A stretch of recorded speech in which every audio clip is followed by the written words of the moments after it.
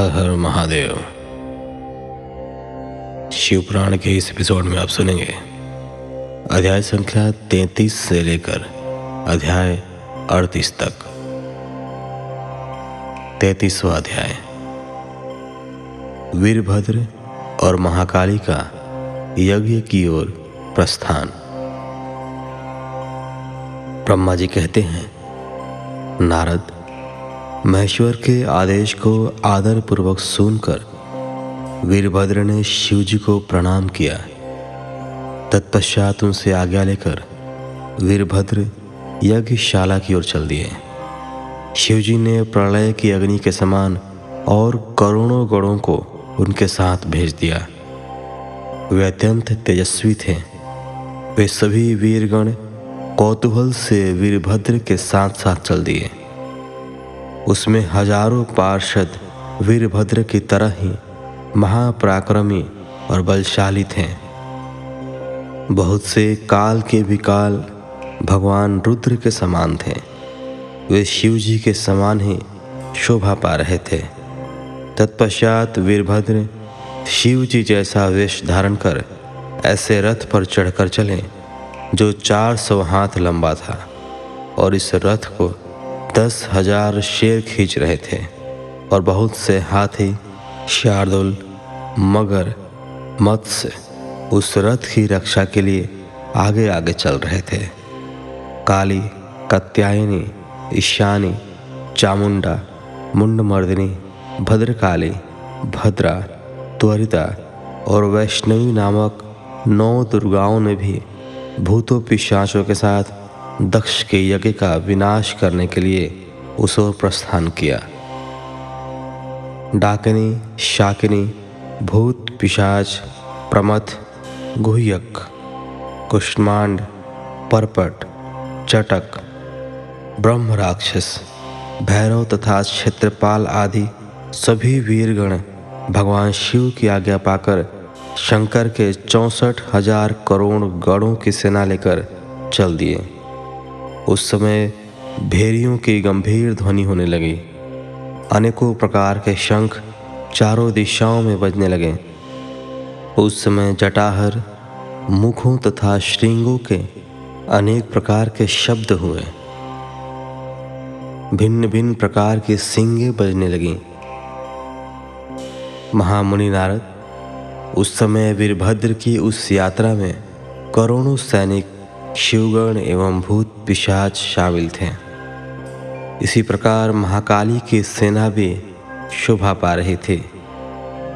इस प्रकार वीरभद्र और महाकाली दोनों की विशाल सेनाएं उस दक्ष के यज्ञ का विनाश करने के लिए गाजे बाजे के साथ आगे बढ़ने लगीं। उस समय अनेक शुभ शगुन होने लगे। 34वां अध्याय, यज्ञ मंडप में भय और विष्णु से जीवन रक्षा की प्रार्थना। ब्रह्मा जी बोले, हे नारद, जब वीरभद्र और महाकाली की विशाल चतुरांगड़ी सेना अत्यंत तीव्र गति से दक्ष के यज्ञ की ओर बढ़ी तो यज्ञोत्सव में अनेक प्रकार के अपशकुन होने लगे। वीरभद्र के चलते ही यज्ञ में विध्वंस की सूचना देने वाला उत्पात होने लगा। दक्ष की बाईं आंख, बाईं भुजा और बाईं जांघ फड़कने लगी। वाम अंगों का फड़कना बहुत अशुभ होता है। उस समय यज्ञशाला में भूकंप आ गया। दक्ष को कम दिखाई देने लगा। भरी दोपहर में उसे आसमान में तारे दिखने लगे। दिशाएं धुंधली हो गईं। सूर्य में काले काले धब्बे दिखाई देने लगे। ये धब्बे बहुत डरावने लग रहे थे। बिजली और अग्नि के समान सारे नक्षत्र उन्हें टूट टूट कर गिरते हुए दिखने लगे। वहाँ यज्ञशाला में हजारों गिद्ध दक्ष के सिर पर मंडराने लगे। उस यज्ञ मंडप को गिद्धों ने पूरा ढक दिया था। वहाँ एकत्र गीदड़ बड़ी भयानक और डरावनी आवाजें निकाल रहे थे। सभी दिशाएं अंधकारमय हो गई थीं। वहाँ अनेक प्रकार के अपशकुन होने लगे। फिर उसी समय वहाँ आकाशवाणी हुई, ओ महामूर्ख, दुष्ट दक्ष, तेरे जन्म को धिक्कार है। तू बहुत बड़ा पापी है। तूने भगवान शिव की बहुत अवहेलना की है। तूने देवी सती, जो कि साक्षात जगदम्बा रूप हैं, उनका भी अनादर किया है। सती ने तेरी ही वजह से अपने शरीर को योगाग्नि में जलाकर भस्म कर दिया है। तुझे तेरे कर्मों का फल जरूर मिलेगा। आज तुझे तेरी करनी का फल अवश्य ही मिलेगा।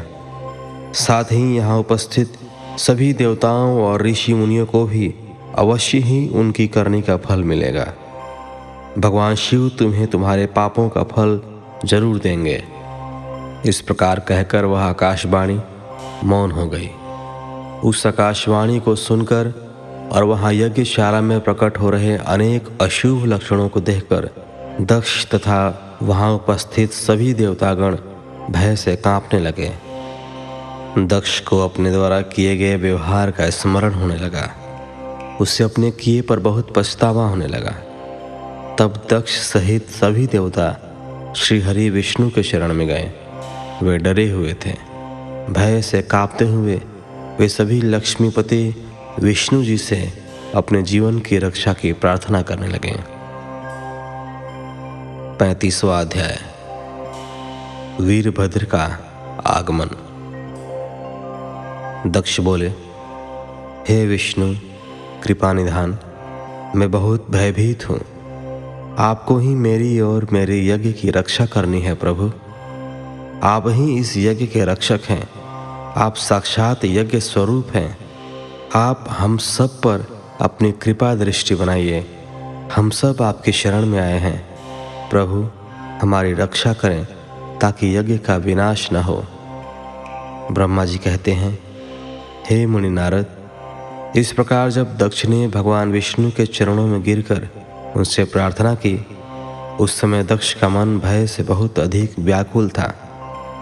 तब श्रीहरि ने दक्ष को उठाकर अपने मन में करुणानिधान भगवान शिव का स्मरण किया और शिव तत्व के ज्ञाता श्री हरि दक्ष को समझाते हुए बोले, दक्ष तुम्हें तत्व का ज्ञान नहीं है, इसलिए तुमने सबके अधिपति भगवान शंकर की अवहेलना की है। भगवान की स्तुति के बिना कोई भी कार्य सफल नहीं हो सकता। उस कार्य में अनेक परेशानियां आती हैं। जहाँ पूजनीय व्यक्तियों की पूजा नहीं होती, वहाँ गरीबी, मृत्यु तथा भय का निवास होता है। इसलिए तुम्हें भगवान शिव का सम्मान करना चाहिए, परंतु तुमने महादेव का सम्मान और आदर सत्कार नहीं किया, अपितु तुमने उनका घोर अपमान किया है। इसी के कारण तुम्हारे ऊपर घोर संकट के बादल मंडरा रहा है। मैं तुम पर छाए इस संकट से तुम्हें उबारने में पूर्णतः असमर्थ हूँ। ब्रह्मा जी कहते हैं, नारद, भगवान विष्णु का वचन सुनकर दक्ष सोच में डूब गया। उसके चेहरे का रंग उड़ गया और वे घोर चिंता में पड़ गए। तभी भगवान शिव द्वारा भेजे गए गणों सहित वीरभद्र और महाकाली का उनकी सेनाओं सहित उस यज्ञशाला में प्रवेश हुआ। वे सभी महान पराक्रमी थे। उनकी गणना करना असंभव था। उनके सिंहनाद से सारी दिशाएं गूंज रही थीं। पूरे आसमान में धूल और अंधकार के बादल छाए हुए थे। पूरी पृथ्वी पर्वतों, वनों और काननों सहित कांप रही थी। समुद्रों में ज्वार भाटा उठ रहा था। उस विशालकाय सेना को देखकर समस्त देवता आश्चर्यचकित थे। उन्हें देखकर दक्ष अपनी पत्नी के साथ भगवान विष्णु के चरणों में गिर पड़े और बोले, हे प्रजापालक विष्णु, आपके बल से ही मैंने इस विशाल यज्ञ का आयोजन किया था। प्रभु, आप कर्मों के साक्षी तथा यज्ञों के प्रतिपालक हैं। आप ही धर्म के रक्षक हैं। अतः प्रभु श्री हरि, आप ही यज्ञ को विनाश से बचा सकते हैं। इस प्रकार दक्ष की विनतीपूर्ण बातों को सुनकर श्री हरि उन्हें समझाते हुए बोले, दक्ष, निश्चय ही मुझे इस यज्ञ की रक्षा करनी चाहिए, परंतु देवताओं के क्षेत्र नैमिषारण्य की उस घटना का स्मरण करो। इस यज्ञ के आयोजन में क्या तुम उस घटना को भूल गए हो? यहाँ इस यज्ञशाला की और तुम्हारी रक्षा करने में कोई भी देवता समर्थ नहीं है। इस समय जब महादेव जी के गण और उनके सेनापति वीरभद्र तुम्हें भगवान शिव का अपमान करने का दंड देने आए हैं, उस समय कोई मूर्ख ही तुम्हारी सहायता को आगे आ सकता है। दक्ष, केवल कर्म ही समर्थ नहीं होता, अपितु कर्म को करने में जिसके सहयोग की आवश्यकता होती है उसका भी उतना ही महत्व है। भगवान शिव ही कर्मों के कल्याण की शक्ति देते हैं। जो शांत मन से भक्तिपूर्वक उनकी पूजा अर्चना करता है, महादेव जी उसे तत्काल ही उस कर्म का फल देते हैं। जो मनुष्य ईश्वर के अस्तित्व को नहीं मानते वे नरक के भागी होते हैं। दक्ष, यह वीरभद्र शंकर के गणों का ऐसा सेनापति है जो शिवजी के शत्रु का तुरंत नाश कर देता है। शिवजी की आज्ञा का उल्लंघन करके मैं तुम्हारे यज्ञ में आया हूँ, जिसका दुष्परिणाम मुझे भी भोगना पड़ेगा। अब इस विनाश को रोकने की शक्ति मेरे पास नहीं है। यदि हम यहाँ से भागकर स्वर्ग, पाताल और पृथ्वी कहीं भी छिप जाएं, तो भी वीरभद्र के शस्त्र हमें ढूंढ लेंगे। शिवजी के सभी गण बहुत शक्तिशाली हैं। विष्णु जी यह कह ही रहे थे कि वीरभद्र अपनी अजय सेना के साथ यज्ञ मंडप में आ पहुंचा।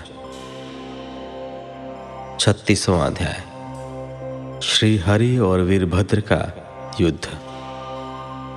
ब्रह्मा जी कहते हैं, नारद, जब शिवजी की आज्ञा पाकर वीरभद्र की विशाल सेना ने यज्ञशाला में प्रवेश किया तो वहां उपस्थित सभी देवता अपने प्राणों की रक्षा के लिए शिवगणों से युद्ध करने लगे, परंतु शिवगणों की वीरता और पराक्रम के आगे उनकी एक न चली। सारे देवता पराजित होकर वहां से भागने लगे। तब इंद्र आदि लोकपाल युद्ध के लिए आगे आए। उन्होंने गुरुदेव बृहस्पति जी को नमस्कार कर उनसे विजय के विषय में पूछा। उन्होंने कहा, हे गुरुदेव बृहस्पति, हम यह जानना चाहते हैं कि हमारी विजय कैसे होगी। उनकी यह बात सुनकर बृहस्पति जी बोले, हे इंद्र, समस्त कर्मों का फल देने वाले तो ईश्वर हैं। सभी को अपनी करनी का फल अवश्य भुगतना पड़ता है। जो ईश्वर के अस्तित्व को जानकर और समझकर उनकी शरण में आकर अच्छे कर्म करता है, उसी को उसके सत्कर्मों का फल मिलता है। परंतु जो ईश्वर की आज्ञा के विरुद्ध कार्य करता है वह ईश्वर द्रोही कहलाता है और उसे किसी भी अच्छे फल की प्राप्ति नहीं होती। उन परम पुण्य भगवान शिव के स्वरूप को जानना अत्यंत कठिन है।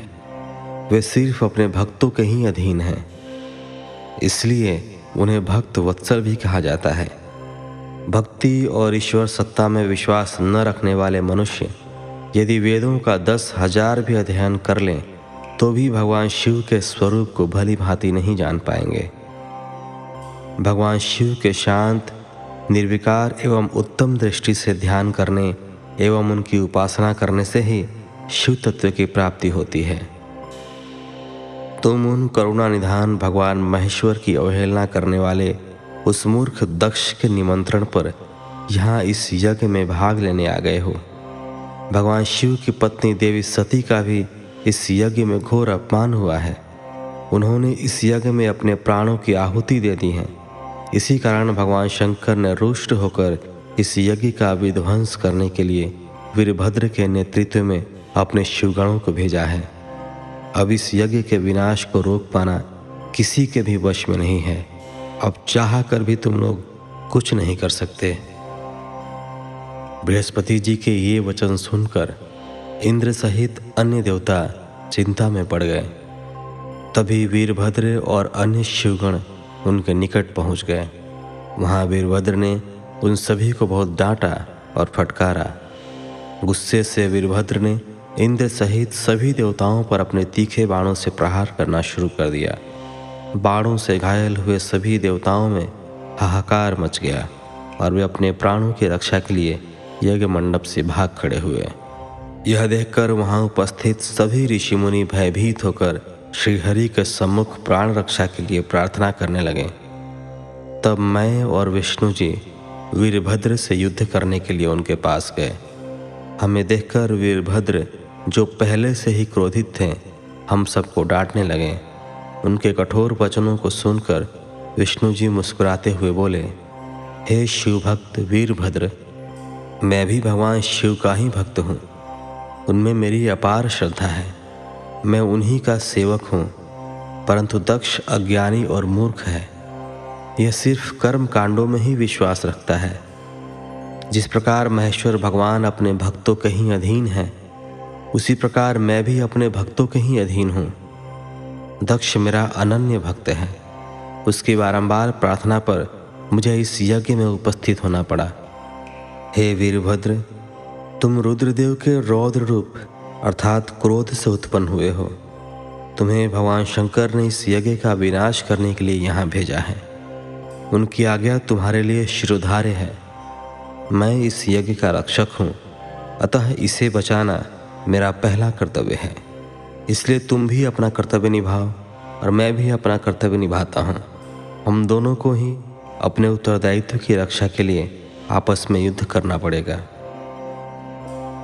भगवान विष्णु के ये वचन सुनकर वीरभद्र हंस कर बोला कि आप मेरे परमेश्वर भगवान शिव के भक्त हैं। यह जानकर मुझे बहुत प्रसन्नता हुई। भगवान, मैं आपको नमस्कार करता हूँ। आप मेरे लिए भगवान शिव के समान ही पूजनीय हैं। मैं आपका आदर करता हूँ, परंतु शिव आज्ञा के अनुसार मुझे इस यज्ञ का विनाश करना है। यह मेरा कर्तव्य है। यज्ञ का रक्षक होने के नाते इससे बचाना आपका उत्तरदायित्व है। अतः हम दोनों को ही अपना अपना कार्य करना है। तब श्रीहरि और वीरभद्र दोनों ही युद्ध के लिए तैयार हो गए। तत्पश्चात दोनों में घोर युद्ध हुआ। अंत में वीरभद्र ने भगवान विष्णु के सुदर्शन चक्र को जड़ कर दिया। उनके धनुष के 3 टुकड़े कर दिए। वीरभद्र विष्णु जी पर भारी पड़ रहे थे। तब उन्होंने वहाँ से अंतर्धान होने का विचार किया। सभी देवता व ऋषिगण यह समझ चुके थे कि यह जो कुछ हो रहा है वह देवी सती के प्रति अन्याय और शिव जी के अपमान का ही परिणाम है। इस संकट की घड़ी में कोई भी उनकी रक्षा नहीं कर सकता। तब वे देवता और ऋषिगण शिव जी का स्मरण करते हुए अपने अपने लोक को चले गए। मैं भी दुखी मन से अपने सत्य लोक को चला आया। उस यज्ञ स्थल पर बहुत उपद्रव हुआ। वीरभद्र और महाकाली ने अनेकों मुनियों एवं देवताओं को प्रताड़ित करके उनका वध कर दिया। भृगु, पूषा और भग नामक देवताओं को उनकी करनी का फल देते हुए उन्हें पृथ्वी पर फेंक दिया। 37वां अध्याय। दक्ष का सिर काटकर यज्ञ कुंड में डालना। हे नारद, यज्ञशाला में उपस्थित सभी देवताओं को डराकर और मारकर वीरभद्र ने वहाँ से भगा दिया और जो बाकी बचे उनको भी मार डाला। तब उन्होंने यज्ञ के आयोजक दक्ष को, जो कि भय के मारे अंतर्वेदी में छिपा था, बलपूर्वक पकड़ लिया। वीरभद्र ने दक्ष के शरीर पर अनेकों वार किए। वे दक्ष का सिर तलवार से काटने लगे, परंतु दक्ष के योग के प्रभाव से वह सिर काटने में असफल रहे। वीरभद्र ने दक्ष की छाती पर पैर रखकर दोनों हाथों से उसकी गर्दन मरोड़कर तोड़ दी। तत्पश्चात दक्ष के सिर को वीरभद्र ने अग्निकुंड में डाल दिया।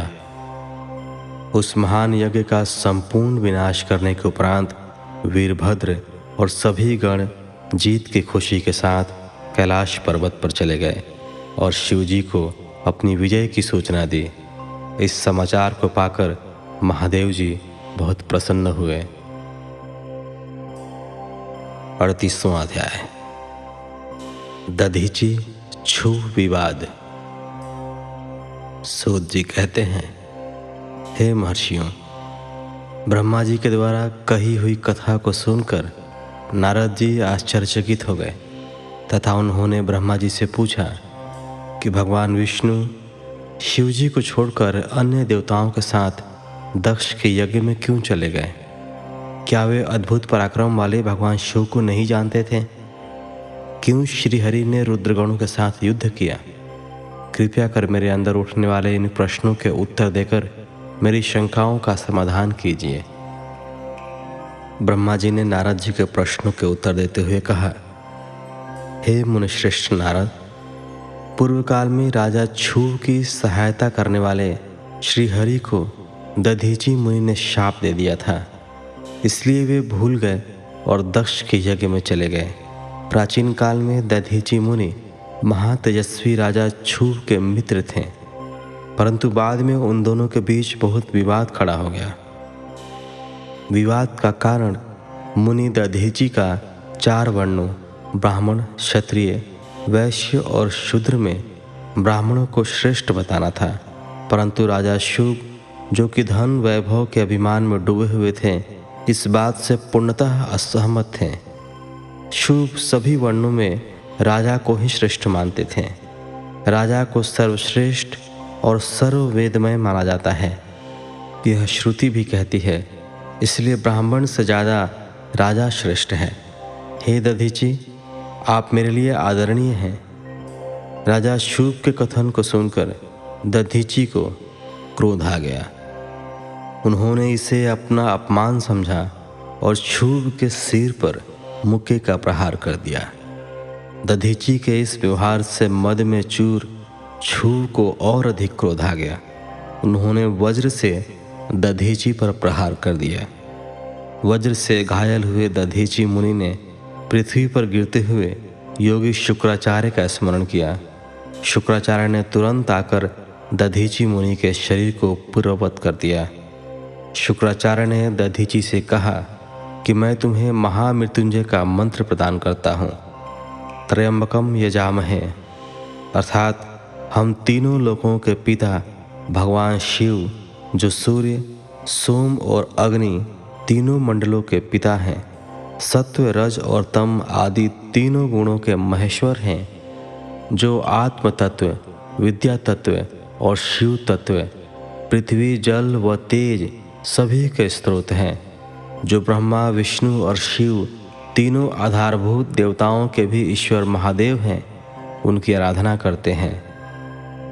सुगंधिम पुष्टिवर्धनम, अर्थात जिस प्रकार फूलों में खुशबू होती है, उसी प्रकार भगवान शिव भूतों में, गुणों में, सभी कार्यों में, इंद्रियों में, अन्य देवताओं में और अपने प्रिय गणों में सारभूत आत्मा के रूप में समाये हैं।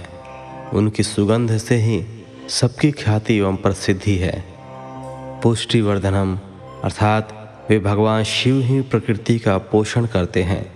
वे ही ब्रह्मा, विष्णु, मुनियों एवं सभी देवताओं का पोषण करते हैं। उर्वारुकमिव बंधनान मृत्योर्मोक्षी यमामृतात्, अर्थात जिस प्रकार खरबूजा पक जाने पर लता से टूटकर अलग हो जाता है, उसी प्रकार मैं भी मृत्यु रूपी बंधन से मुक्त होकर मोक्ष को प्राप्त करूं। हे रुद्रदेव, आपका स्वरूप अमृत के समान है। जो पुण्य कर्म, तपस्या, स्वाध्याय, योग और ध्यान से उनकी आराधना करता है, उससे नया जीवन प्राप्त होता है। भगवान शिव अपने भक्त को मृत्यु के बंधनों से मुक्त कर देते हैं और उसे मोक्ष प्रदान करते हैं। जैसे उर्वारुक अर्थात ककड़ी को उसकी बेल अपने बंधन में बांधे रखती है और पक जाने पर स्वयं ही उसे बंधन मुक्त कर देती है, यह महामृत्युंजय मंत्र संजीवनी मंत्र है। तुम नियम पूर्वक भगवान शिव का स्मरण करके इस मंत्र का जाप करो। इस मंत्र से अभिमंत्रित जल को पियो। इस मंत्र का जाप करने से मृत्यु का भय नहीं रहता। इसके विधिवत पूजन करने से भगवान शिव प्रसन्न होते हैं। वे सभी कार्यों के सिद्धि करते हैं तथा सभी बंधनों से मुक्त कर मोक्ष प्रदान करते हैं। ब्रह्मा जी बोले, नारद, दधीची मुनि को इस प्रकार उपदेश देकर शुक्राचार्य अपने निवास पर चले गए। उनकी बातों का दधीची मुनि पर बड़ा प्रभाव पड़ा और वे भगवान शिव का स्मरण कर उन्हें प्रसन्न करने के लिए तपस्या करने वन में चले गए। वन में उन्होंने प्रेम पूर्वक भगवान शिव का चिंतन करते हुए उनकी तपस्या आरंभ कर दी। दीर्घ काल तक वे महामृत्युंजय मंत्र का जाप करते रहे। उनके इस निस्वार्थ भक्ति से भक्तवत्सल भगवान शिव प्रसन्न होकर उनके सामने प्रकट हो गए। दधीची ने दोनों हाथ जोड़कर शिव जी को प्रणाम किया। उन्होंने महादेव जी की बहुत स्तुति की। शिव ने कहा, मुनिश्रेष्ठ दधीची, मैं तुम्हारी इस उत्तम आराधना से बहुत प्रसन्न हुआ हूँ। तुम वर मांगो, मैं तुम्हें मनोवांछित वस्तु प्रदान करूँगा। यह सुनकर दधीची हाथ जोड़े नतमस्तक होकर कहने लगे, हे देवादिदेव, करुणानिधान महादेव जी, अगर आप मुझ पर प्रसन्न हैं तो कृपा कर मुझे 3 वर प्रदान करें। पहला यह कि मेरी अस्थियां वज्र के समान हो जाएं।